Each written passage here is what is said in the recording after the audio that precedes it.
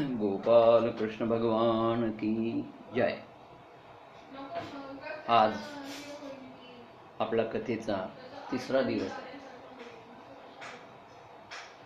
20 September 2020। काल आपण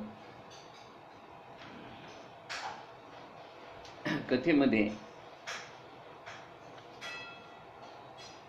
सूत मुनींनी आणि शौनकांना आणि तिथे जमलेल्या सगळ्या 88,000 ऋषींना कथा सांगायला प्रारंभ केली हे आपण पाहिलं।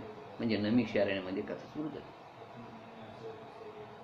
कथा सांगत असताना परीक्षिताच्या जन्मापासून सूतांनी कथा सांगण्यास प्रारंभ केला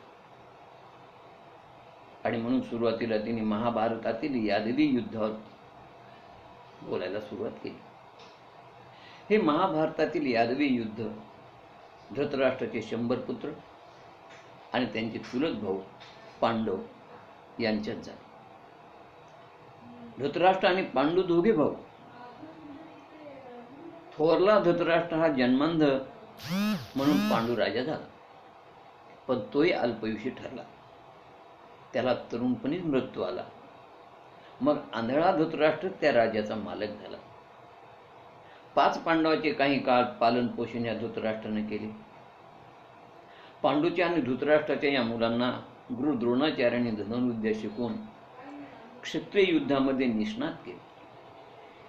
पितामह भीष्माचार्यांचं मार्गदर्शनही लाभलं। धृतराष्ट्राचा थोरला मुलगा दुर्योधन मात्र या पांडवाचा फार द्वेष करायचा। त्याने पांडवाच्या हत्येचा कट रचला। पांडवाची शालीन पत्नी द्रौपदी तिची विटंबना केली। द्यूत क्रीडेमध्ये त्यांना फसवलं। पांडवांना आपलं राज्य गमावं लागलं। 12 वर्षाचा वनवास, 1 वर्षाचा अज्ञातवास पांडवांनी भोगला। कृष्णाने शिष्टाई केली, पण शिष्टाई फसली। दुर्योधनाने निक्षून सांगितलं, युद्धाशिवाय सुईच्या टोक्यावर बसेल एवढी माती सुद्धा मिळणार नाही। त्यामुळे युद्ध निश्चित झालं। पांडवाकडून कृष्ण आणि कौरवाकडून कृष्णाची यादवी सेना, दोन्ही समोरासमोर उभे होते।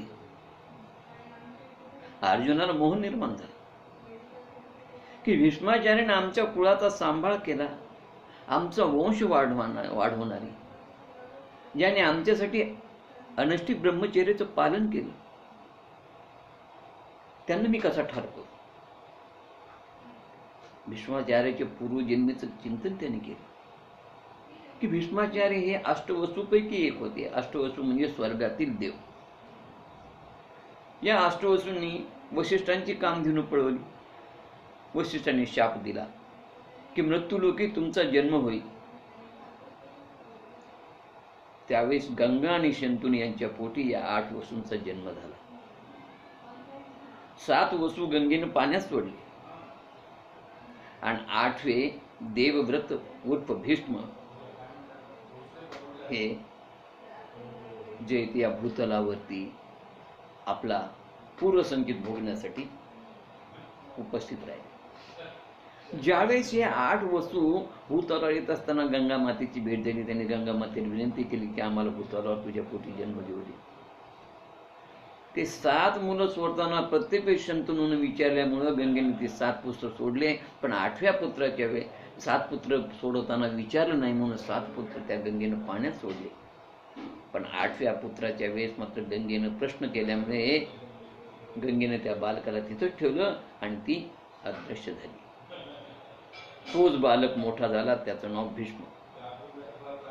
हे भीष्म त्याने प्रतिज्ञा केल्यामुळे, भीष्म प्रतिज्ञेमुळे त्याचं नाव भीष्म पडलं। खरं त्याचं नाव होतं देवव्रत। त्याने आई वडिलांसाठी त्याने विवाह केला नाही। शंतनू आणि कुळियाची कन्या मत्स्यगंधा उर्फ सत्यवती यांचा विवाह करून दिला। स्वतः राज्याचा उपभोग घेतला नाही। पुढे या शंतनूला विचित्रवदन आणि चित्रांगद नावाची 2 मुलं झाली। याचीची धृतराष्ट्र आणि पांडू। पांडूची 5 पांडव आणि धृतराष्ट्राची 100 कौरव हे युद्धाला समोरासमोर उभे होते। ज्या बाजूने भगवंत त्या बाजूने विजय ठरलेलाच होता। कौरवाच्या युद्धामध्ये खूप योद्धे मारले गेले. भीम दुर्योधना मागे लागला आणि दोघे एका नदीच्या किनारी आले.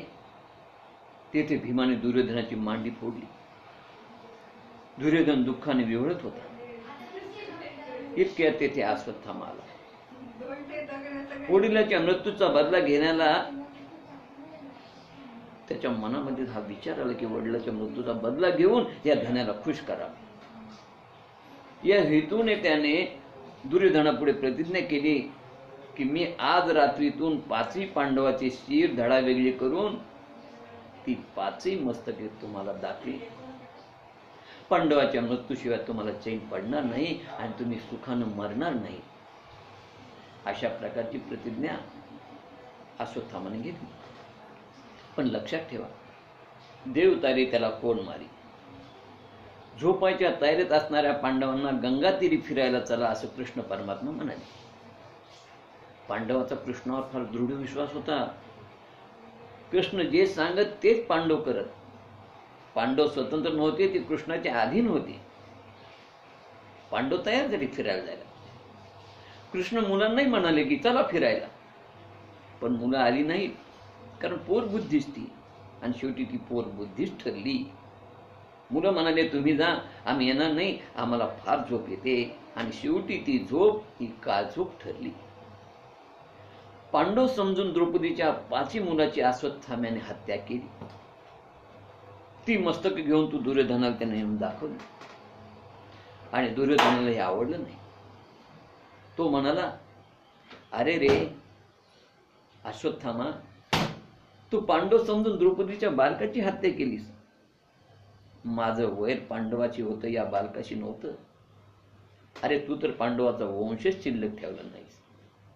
हे फार मोठं भयंकर पाप तुझ्या हातून झालं. आता लोक तुझी निंदा करतील असं म्हणून त्याने प्राण सोडला. त्या बालकाची माता असणारी द्रौपदी पुत्राच्या निधनाची बातमी ऐकून खूप दुःखी झाली. ती म्हणाली, माझ्या 5 मुलांना सद्गती मिळाली नाही, त्यांचा झोपेच मृत्यू झाला. अहो अभिमन्यू तरी युद्धात मारला गेला, त्याला वीरोचित मरण प्राप्त झालं, त्याला वीरगती मिळाली. माझे मुलं मात्र अंत्यसमयी साधं भगवंताचं नाव घेऊ शकले नाही. मग अर्जुनाने द्रौपदी पुढे प्रतिज्ञाच केली की ज्या नराधामन हे कृत्य केले असेल त्याचं मस्तक तोडून मी आणेल. तू त्या मस्तकावर पाय ठेवून स्नान करशील तेव्हाच मला समाधान वाटेल. असं म्हणून आमचा अर्जुन धनुष्यबाण घेऊन रथात बसला. श्रीकृष्ण परमात्मा सारथ्य करू लागले. अश्वत्थाम्याचा त्याने पाठलाग केला आणि त्याच्या मुसक्या बांधून एखादा पशु दोरखंडाने बांधावा तसं त्याला बांधून आणून द्रौपदी समोर उभं केलं.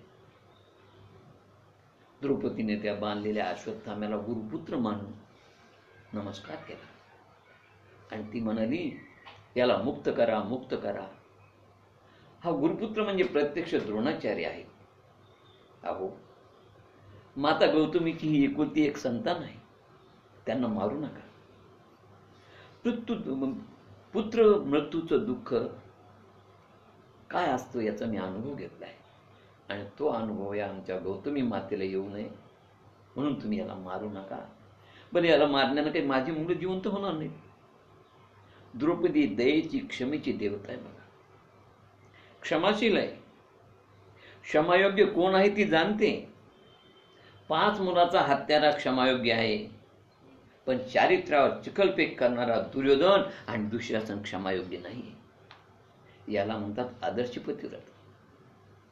द्रौपदी भारतीय नारी आहे, आर्य लग्न आहे, चारित्र्याला महत्व देणारी आहे. रामायणातील सीता आणि महाभारतातील द्रौपदी या 2 आर्य नारी होत्या आमच्या संस्कृतीमध्ये. दोघींनी फार सहन केले. एकीने बोलून ते एकीने मौन राहून. द्रौपदी वाचाळ होती, तिच्या वाचाळपणामुळे महाभारत घडलं, तर सीता मौन होती, तिच्या मौन राहण्यामुळे रामायण घडलं. धर्मराजाच्या मते द्रौपदी म्हणाली ती योग्य आहे, पण भीमाला हे पटलं नाही. भीम म्हणाला, ज्याने अतितईपणानं झोपेत या बालकाचा वध केला त्याला ठार करणे योग्य आहे. भीम म्हणतो ठार करा आणि द्रौपदी तर म्हणते त्याला क्षमा करा. अर्जुनाची द्विधा मनस्थिती झाली. मारावे तर गुरुपुत्र वधे आणि न मारावे तर प्रतिज्ञा मोडे. शेवटी शास्त्राचा आधार घेऊन अर्जुनाने त्याच्या डोक्यावरचे केश वपन केले आणि त्याच्या डोक्यावर असलेला तो मणी काढून घेतला. त्याच्या मिशा काढल्या, त्याला धक्के मारून हाकलून दिलं. शास्त्रानं असं करणं म्हणजे ब्राह्मणाचा वध करणे होय. नंतर पांडवांनी त्या पाचही पुत्राचा अंत्यसंस्कार केला. गंगादिली जाऊन युद्धामध्ये जेवढे आप्तस्वकी गेले त्या सर्वांना कृष्ण परमात्माने पांडवांनी तिला निली अर्पण केली. आणि दुसऱ्या दिवशी कृष्ण परमात्मा द्वारकेला जाण्यासाठी रथावर आरूढ झाले. कृष्ण परमात्मा निघाल्याबरोबर तोच अभिमन्यूची पत्नी उत्तरा पळत पळत आली. ती म्हणाली, देवा माझं रक्षण करा. तो बघा, तो तप्त बाण माझ्या दिशेने येत आहे.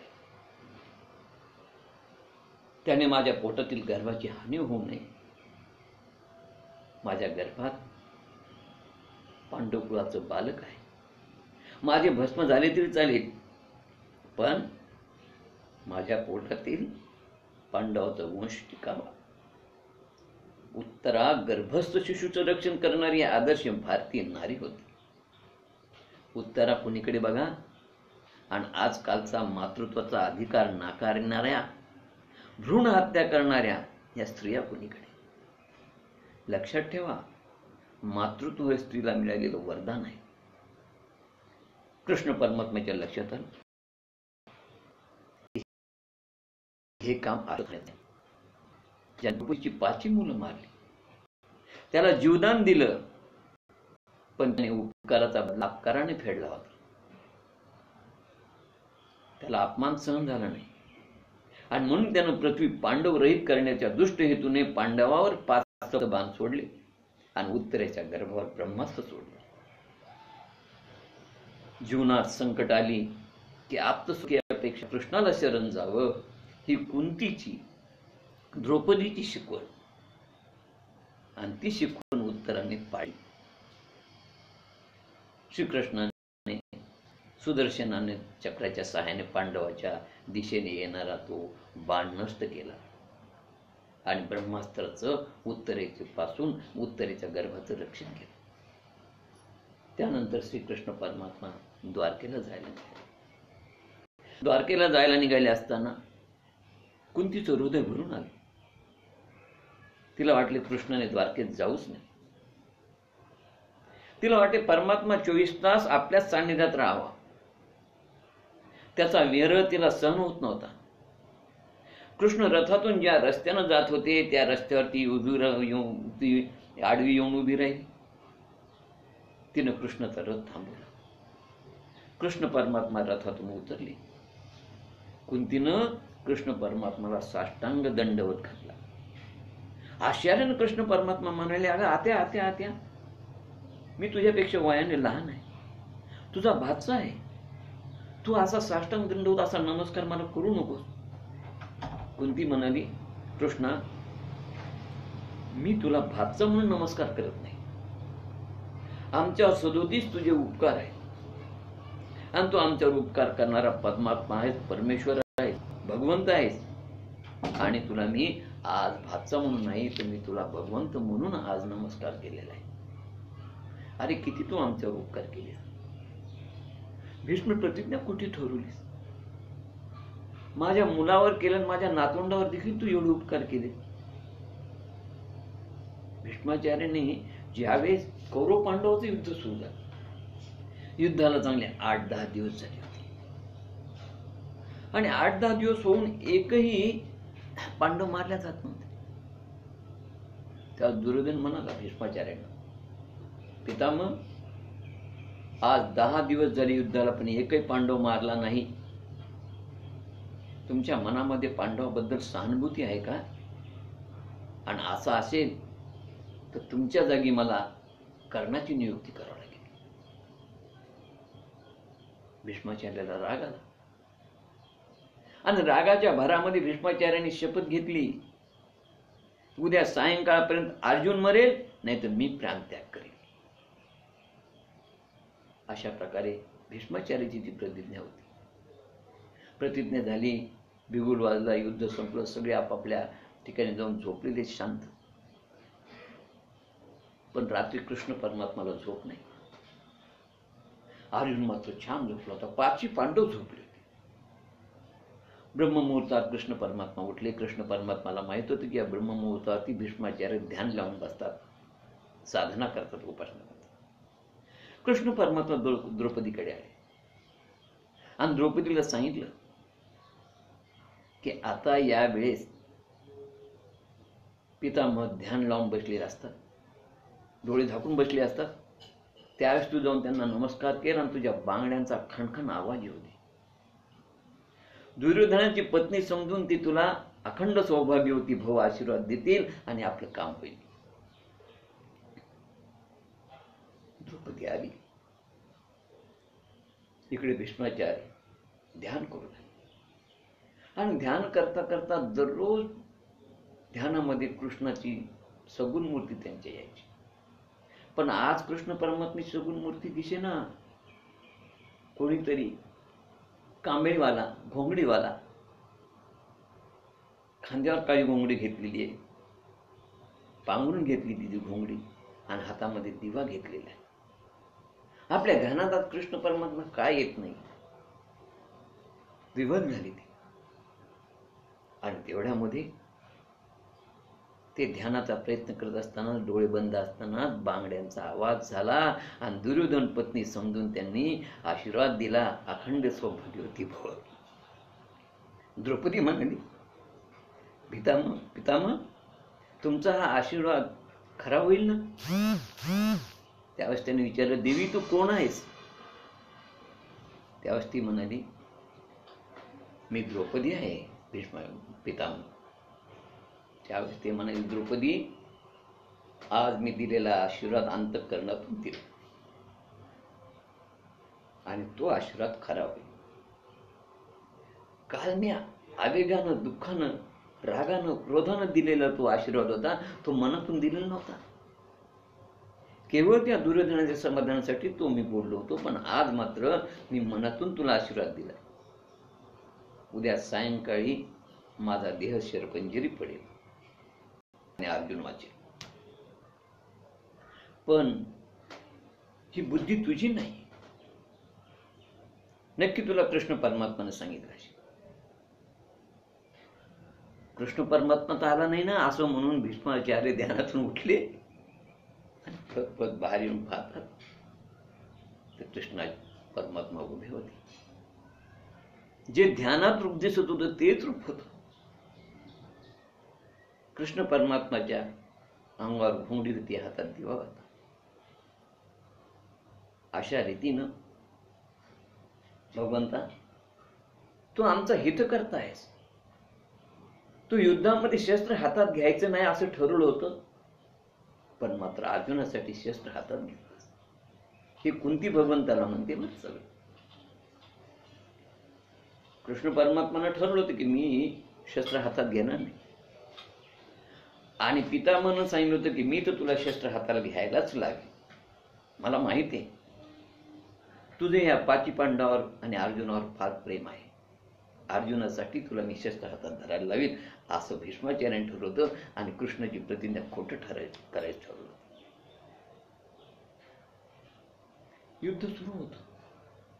युद्धामध्ये पितामहाच्या बाणाने अर्जुन मूर्छित झालेला आहे, तरी पितामहाचे बाण सोडणं काही कमी नव्हतं. ते सारखे बाण मारतच होते.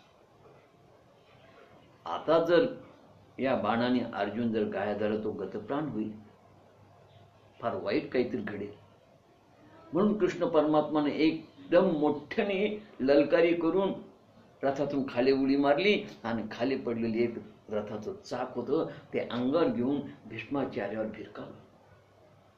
भीष्माचार्याने ते ताबडतोब ते येणारं चाक रथावर पडणारं पटकन खाली उडी मारली आणि कृष्ण परमात्माला नमस्कार केला आणि हसले. म्हणले मला माहित होतं की तो अर्जुनासाठी शस्त्र हातात नक्की घ्यायची. उत्तरेच्या गर्भात रक्षण केलं. जरासंध मारल्याच जाणार नव्हता, कारण जरासंध कसा मारायची याची युक्ती फक्त कृष्ण परमात्मालाच होती. बृहद्रथ राजाचा हा पुत्र, 2 पत्नी होत्या बृहद्रथ राजाला, आणि एक फळ ऋषीनं दिल्यानंतर त्यानं ते कापून दोन्ही पत्न्याला खायला दिलं. त्या दोन्ही पत्न्यांना गर्भधारणा झाली, 2 त्याचे शक्ल तयार झाले, 2 अंग. राजा घाबरला, राण्या घाबरल्या.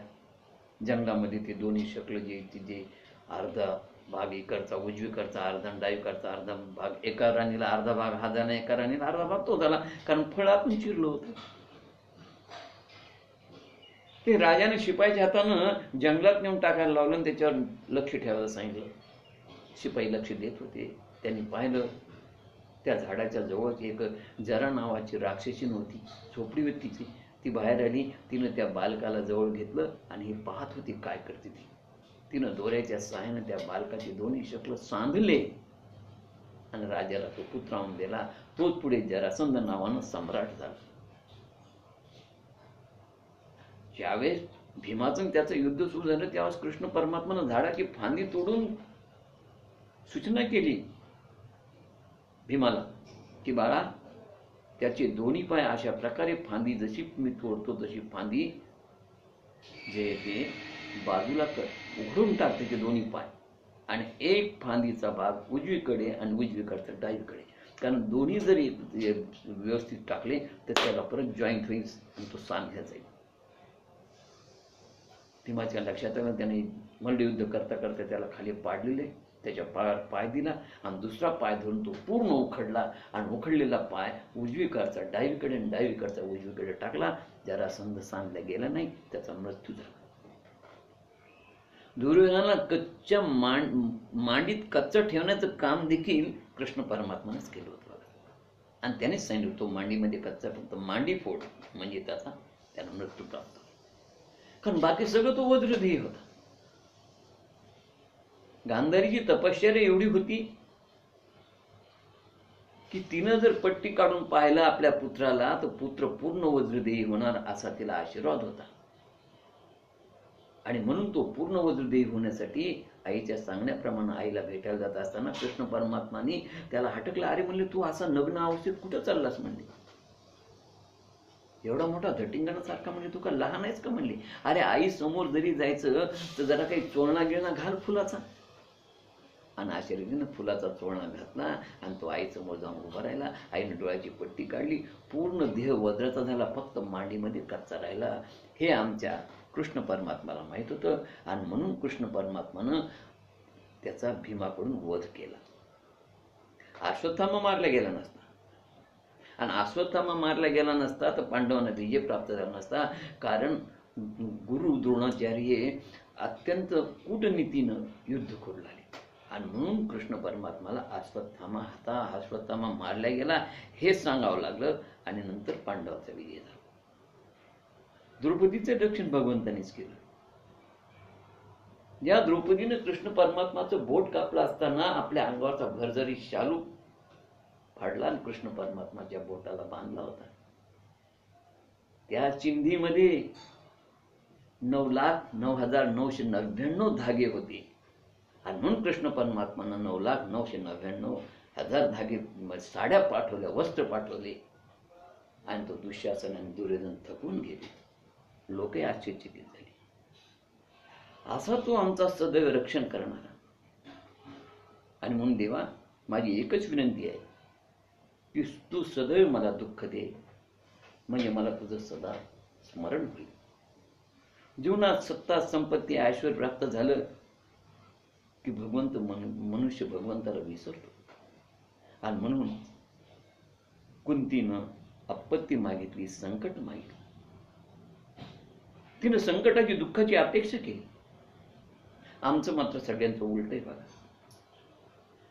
संकट आलं, दुःख आले की संपलं. ते दुःख आम्हाला नको भगवंता, ते आमचं दुःख तू क्षणात दूर कर, अशी आम्ही भगवंताला विनंती करतो. आणि म्हणून आम्ही आरतीमध्ये म्हणतो, भक्त जनो के संकट क्षण में दूर करे, ओम जय जगदीश हाय. दुःखाचा लवलेशी आम्हाला नको असं आम्ही भगवंताला म्हणतो. पण कुंतीनं मात्र दुःख मागून घेतलं का? कारण दुःखामुळे तुझं स्मरण होतं, स्मरण जास्त महत्वाचं आहे. आमचे कबीरदासजी तर म्हणतात, सुखात जर भगवंताचं स्मरण केलं तर दुःखच होणार नाही. दुख में सुमिरन सब करे, दुख में सुमिरन सब करे, सुख में करे न कोय. अरे सुख में सुमिरन करे तो दुःख काय को होय. म्हणून माणसानं नेहमी सुखामध्ये नामस्मरण भगवंताचं स्मरण, त्याच्या वाटेला दुःख येणारच नाही. कुंतीची इच्छा, भक्तिभाव पाहून भगवंताला भीष्माचार्याचं स्मरण झालं. कुंतीचा तर आग्रह होताच आणि ते परत हस्तिनापूरला आले. आता ते हस्तिनापूरला परत आल्यामुळेच माऊलीने ज्ञानेश्वरीत म्हटलेले, ज्ञानदेव म्हणे व्यासाची अखुने द्वारकेचा राजा पांडवा घरी. अहो केव्हा पाहत होतो पांडवाच्याच घरी. म्हणून व्यासाची खून आहे. तुम्हाला जर कृष्ण परमात्मा हवा असेल तो पांडवा घरी आहे. कृष्ण परमात्मा परत आहे. कुंतीला आनंद झाला, तिला वाटलं माझ्यामुळे भगवंत आले. अर्जुनाला वाटलं की माझा सखा माझ्यासाठी आला. धर्मराजाला वाटलं मी नवीन राजा झाल्यामुळे मला मार्गदर्शन करण्यासाठी तो आला. द्रौपदीला वाटलं कृष्णाचं बोट कापलं तेव्हा मीच चालू फाडून चिंधी बांधली म्हणून तो आला. सुभद्रा तर म्हणाली मी काही मानलेली बहीण नाही, मी सख्खी बहीण आहे, आणि तो माझ्यासाठी आला. पण खरे कृष्ण परमात्मा आले होते ते भीष्माचार्यासाठी. भीष्माचार्यांची शेवटची इच्छा होती आणि ती इच्छा पूर्ण करण्यासाठी आली होती. भीष्माचार्य इच्छा मरणी होती. त्यांनी उत्तरायणामध्ये देह ठेवायचं निश्चित केलं होतं आणि देह त्याग करताना कृष्ण परमात्मा समोर असावा. प्राण त्याग करताना मुखातून गोविंद नाम निघावं आणि मग प्राण जावा. त्यावेळेस गंगेचा किनारा असावा आणि कृष्ण परमात्माने आपली बासी वाजवावी इत्यादी त्यांच्या मनातली इच्छा होती. आणि त्यांनी अशा प्रकारची भगवंताला प्रार्थना पण केली होती. म्हणून भीष्माचार्य म्हणतात, इतना तो करना स्वामी, इतना तो करना स्वामी, जब प्राण तन से निकले, गोविंद नाम लेकर जब प्राण तन से निकले. गंगा जी अकट हो, यमुना का बंशी बट हो, और मेरा सावरा निकट हो, जब प्राण तन से निकले. उस वक्त जल्दी आना, नहीं शाम भूल जाना, बंशी की धून सुनाना, जब प्राण तन से निकले.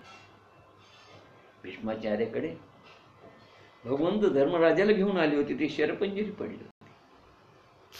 भीष्माचार्याने धर्मराजाला उपदेश केला, भगवंताची स्तुती केली आणि भीष्माचार्यांना शरपंजरी पडल्याचं दुःख होतं. हा त्यांचा प्रारब्ध भोग असल्याचं कृष्ण परमात्मानं भीष्माचार्याला सांगितलं. देह ठेवताना मुखातून कृष्ण नामाचा उच्चार करत करत त्यांनी भगवंताला हात जोडले आणि आपला प्राण त्याग केला. भीष्म पुण्यात्मा होते आणि त्यांना उत्तरायणामध्ये सद्गती मिळते, लक्षात ठेवा. भीष्माचार्याचे नंतर काही दिवस कृष्ण परमात्मा द्वारकेत राहिले आणि काही दिवस तिथे राहिले हस्तिनापूरला आणि नंतर द्वारकेत आले. द्वारकेत आल्यानंतर कृष्ण परमात्मा चांगलं जंगी स्वागत झालं. अशा प्रकारे कृष्ण परमात्मा द्वारकेत आलेले आणि द्वारकेत आल्यानंतर परीक्षिता ज्यावेळी परीक्षित राजमातेच्या म्हणजे आईच्या गर्भात होता त्यावेळेस त्या परीक्षिताचं रक्षण एक अलौकिक दिव्य पुरुष पोटामध्ये करत होता. तो दिव्य पुरुष अंगठ्या एवढा असून हातात गदा घेऊन त्याचं रक्षण करत होता. तो दिव्य पुरुष कोण असावा याचा विचार तो गर्भ करत होता. त्यानंतर सर्व ग्रह अनुकूल असताना उत्तरा प्रसूत झाली आणि तिला मुलगा झाला. युधिष्ठिराला आनंद झाला. त्यांनी धौम्य कृपाचार्य ब्राह्मणाच्या हस्ते त्याचं पुण्य वाचन केलं. त्या मुलाचं जात कर्म संस्कार केला. सोनं गाई जमीन दान ब्राह्मणाने त्याचं भविष्य पण वर्तवलं की विष्णूनं रक्षण केलेलं असल्यामुळं याचं नाव विष्णुरथ राहील. परंतु समाजामध्ये हा परीक्षिती नावानंच प्रसिद्ध होईल. माझं गर्भात रक्षण करणारा तो दिव्य पुरुष कोण, याचा तो विचार करून तो प्रत्येकाची परीक्षा घेईल आणि म्हणून त्याचं नाव परीक्षित पडेल. हा सर्व गुण संपन्न राजा असेल, खरे बोलणारा, दानधर्म करणारा, वंशाची कीर्ती वाढवणारा, दुष्टांचे निर्दालन करणारा, हा मोठा भगवत भक्त होईल. पुष्कळ यज्ञ करील, कलीचा निग्रह करील व शेवटी ब्राह्मण आणि मुलाने दिलेल्या शापाच्या योगाने तक्षक नागाच्या सर्पापासून त्याला मृत्यू येणार हे कळल्यानंतर तो तात्काळ राजवैभव सोडून श्रीहरीला शरण जाईल. अशा रीतीने कौरव पांडव युद्ध चालूच होत. आणि त्याच वेळेस विदुर काका आमची तीर्थयात्रेला गेले होते. तीर्थयात्रा करत असताना श्रीकृष्ण परमात्माच्या आज्ञेवरून मैत्रेय ऋषींनी या विदुर काकांना परमात्म्याविषयी उपदेश केला. तो उपदेश ऐकून विदुर काका आणि त्यांची पत्नी कृष्ण भक्त झाली. त्यांच्यात वैराग्य उत्पन्न झालं.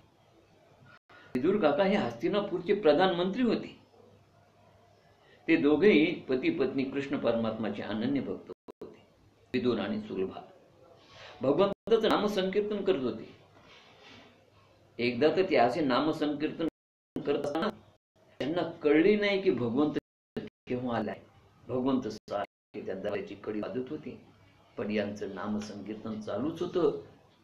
आणि नंतर लक्षात आल्यानंतर दारून पाहतात दरवाजात साक्षात भगवंत उभे. ज्या भगवंताने विदुराच्या दारी येऊन राहिले आणि दार उघडतात चतुर्भुज रूपात दर्शन दिले. आनंदाच्या भरामध्ये बसण्याला आसन द्यायला देखील ते विसरले. बघा पती पत्नी. श्रीकृष्णाने दुर्योधनाच्या घरी भोजन न करता विदुराच्या घरच्या कन्या खाल्ल्या. विदुराची भक्ती तशी होती. विदुर आणि सुलभा हे कृष्ण परमात्माचे अनन्य भक्त होते. महाभारतामध्ये विदुरांची नीती प्रसिद्ध आहे. त्याने महाभारतामध्ये वेळोवेळी दुर्योधनाला धृतराष्ट्राला न्यायाच्या नीतीच्या गोष्टी सांगितल्या. त्यालाच विदुर नीती म्हणतात. कोण होते हे विदुर? हे दाशीपुत्र होते. धृतराष्ट्राचे भाऊ होते. पूर्वजन्मीचे यमधर्म होते, यमराज होते. मांडवी ऋषीच्या शापामुळे त्यांना दाशीपुत्र व्हावं लागलं. ती एक कथा आहे. एकदा मांडवी ऋषी आपल्या आश्रमात तपश्चर्या करतो आणि त्यावेळी काही चोर चोरी करण्याच्या हेतूने त्या आश्रमात आले. द्रव्य तेथेच टाकून ते लपून बसले. चोराचा मार्ग काढत करत राजसेवक तिथे आले आणि त्या सेवकाने मांडवी ऋषीला चोर समजून त्या चोरासोबत चोर तर पकडले, पण मांडव ऋषीलाही पकडलं आणि मांडव ऋषीलाही सुळावर दिलं. चोर मेले, पण मांडव ऋषी आपल्या तपसामर्थ्याने जिवंत राहिले. राजाला कळलं. राजाने येऊन त्याची माफी मागली. तेव्हा मांडव ऋषी म्हणाले, मी राजा तुझा एक दोष नाहीये. मी यमधर्माला विचारणार की माझ्या कोणत्या कर्मामुळे मला हे दुःख भोगावं लागलं. पण यमधर्माकडून कोणतेच समाधानकारक उत्तर मिळालं नाही. आणि तेव्हा या मांडव ऋषीने यमधर्माला शाप दिला की तुला या शूद्र योनीमध्ये या भूलोकात मनुष्य म्हणून जन्माला यावं लागेल. आणि तेच यमराज दाशीपुत्र विदुर म्हणून या पांडवाच्या वंशात जन्माला. विदुर आज 36 वर्षानंतर तीर्थयात्रा करून हस्तिनापुरास आले होते. ते केवळ धृतराष्ट्र गांधारीस उपदेश करण्यासाठी मुद्दाम आले. विदुर त्या धृतराष्ट्राने गांधारीस म्हणाले की तारुण्यात ज्यांनी जास्त पाप केलं आणि त्यांना म्हातारपणी झोप येत नाही. तुम्ही म्हातारे झाला, काल तुमच्या डोक्यावर घिरट्या घालत आहे, आता तरी नामस्मरण करा. अहो आजच्या 5व्या दिवशी तुमचा देह जाणार आहे. तुम्ही प्राणत्याग करणार आहात. काहीतरी पुण्यकर्म करा, परमात्म्याची साधना करा, घराबाहेर पडा. किती दिवस पांडवाच्या घरी राहून उपजीविका करणार आहे. धृतराष्ट्र म्हणाला, पांडव माझे पुतणे आहेत, ते माझ्याशी चांगले वागतात, माझी सेवा करतात. तेव्हा विदुर म्हणाले, अरे आज तुम्हाला पुतणे आवडू लागलेत. ज्यांना तुम्ही लाक्षागृहात मारण्याचा प्रयत्न केला, ज्यांच्या पत्नीचा अपमान केला, त्याच्या राज्याचा कपटाने तुम्ही अपहार केला, द्रव्यही बुडवले, अशा पांडवांनी दिलेल्या अन्नावर तू किती दिवस जगणार आहेस? हा मूर्खपणा सोडा. अरे हा देह गलित गात्र झाला, हे जीर्ण झालेला देह सोडून नवीन देहात जाण्याची वेळ आली आहे. आता तरी शहाणे व्हा आणि परमार्थ करा. आणि अशा प्रकारे धाकट्या भावाचा विदुरांचा उपदेश ऐकून त्याच रात्री धृतराष्ट्र आणि गांधारी यांनी हिमालयाच्या दक्षिणेत सप्त स्त्रोत तीर्थावर जायचं ठरवलं आणि ते विदुर काकाबरोबर निघून गेले. दुसरी दिवशी सकाळी जेव्हा धर्मराज स्नान संध्या पूजा करून आले, नित्य नियमाप्रमाणे राजमहालात आले आणि राजमहालात येऊन पाहतात तर विदुर काका दिसले नाही. विदुर काका कुठे गेले त्यांनी संजयला विचारलं. संजयने सांगितलं मलाही काही माहित नाही. आणि त्यावेळेस तिथे नारद महर्षी आले. तुंबरूसह नारद महर्षी आले. नारद महर्षीने सांगितले, युधिष्ठिरा, अरे कोणाविषयी तो दुःख करू नकोस, लक्षात ठेव. जाऊ दे तुझे काका काकू गेले तर, कारण सर्व जगत त्या परमेश्वराच्या अधीन आहे. संसार असार आहे. आपण साऱ्या कठपुतळ्या आहोत. करता करिता परमेश्वर आहे. आपला कार्यभाग संपला की हे शरीर त्यागावे लागते. धृतराष्ट्र गांधारीचा कार्यभाग संपला आहे. त्यांची देहत्यागाची वेळ जवळ आली आहे. आजपासून 5व्या दिवशी त्यांचं निर्वाण होईल. त्याकरिता ते हिमालयात गेले आहे, दक्षिण दिशेला गेले आणि ते तिथे तपश्चर्या करून देहत्याग करतील. आता कलियुगाला प्रारंभ झालाय. तुझी तीच गती होणार आहे. ते जात्यात आहेत तर तू सुपात आहेस. तुझा तू विचार कर. कृष्ण निर्धामाला गेला, पुढे काळ फार वाईट येणार आहे. हा कलियुगाचा काळ अत्यंत वाईट राहणार, लक्षात ठेव. इतका वृत्तांत सांगून तुंबरूसह नारद मुनी स्वर्ग लोकात निघून गेले. इकडे आप्तांचे कुशल विचारण्यासाठी श्रीकृष्ण परमात्माचा अभिप्राय घेण्यासाठी अर्जुनाला द्वारकेत पाठवलं होतं, पण अर्जुन अजून परत आला नाही. धर्मराजाला चिंता वाटू लागली. तसेच अरिष्ट सूचक असे उत्पात होऊ लागले, अपशकुन घडू लागले. धर्मराज म्हणाला, भीमा, आपली ही विपुल संपत्ती, सार्वभौम राज्य, आपण एवढ्या शत्रूपासून विजय प्राप्त केला, हे सगळं त्या कृष्ण परमात्माच्या सहाय्यामुळे आणि त्याच्याच अनुग्रहाने. लक्षात ठेवा, आपल्याला स्वर्गातील लोक देखील त्याच्याच अनुग्रहाने प्राप्त होणार आहे. आणि आता आपण हे जे अरिष्ट येत आहे, अपशकुन घडत आहे, आणि मला वाटते की आता श्रीकृष्ण भगवंतांनी आपल्या अनंत लीला जे काही केल्या होत्या त्या आता सोडण्याची वेळ आलेली आहे. आणि कृष्ण परमात्मा आता निजधामाला जातील. आकाशात विद्युतपात होत आहेत, भूमीवर भूकंप होत आहेत, पृथ्वीवरती उष्णता वाढत आहे. हे सगळं जे आहे ते अत्यंत वाईट आहे. आणि एवढ्यामध्ये अर्जुन आला. अर्जुनाचा तो म्लान चेहरा पाहिल्यानंतर त्याच्या नेत्रातून अश्रू वाहत होते. अर्जुन धर्मराजाच्या पायावर पडला आणि रडून म्हणू लागला, दादा, कृष्णाचा पण मुकलो रे, त्यानं मला फसविलं. तो आपल्याला सोडून गेला आणि त्यामुळे मी निस्तेज झालो. अरे माझा पराक्रम संपला. एका सामान्य गोपानं मला पराभूत केले रे. आणि कृष्ण परमात्मा निजधामाला गेला. ही बातमी कळल्यानंतर धर्मराजाने परीक्षिताला राजगादीवर बसवलं आणि स्वतः भीम, धर्म, अर्जुन, नकुल, सहदेव, कुंती, द्रौपदीसह हिमालयात देहत्याग करण्यासाठी निघून गेले. गोपाल कृष्ण भगवान की जय. झालेली कथा आपण इथे थांबू आणि बाकीचा भाग उद्या पाहू. हरे नमः, हरे नमः, हरे नमः. गोपाल कृष्ण भगवान की जय.